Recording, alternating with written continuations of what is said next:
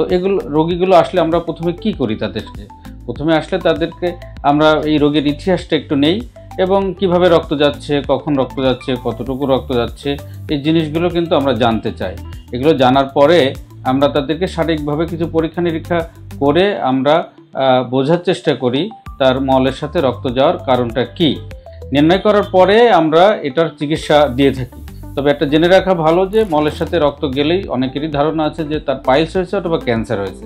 Piles বা cancer যেটাই হোক সব কিছুরই কিন্তু চিকিৎসা আছে এবং আমাদের কাছে আসলেই যে আমরা সার্জারির পরামর্শ দিয়ে থাকি বিষয়টা এরকমও না।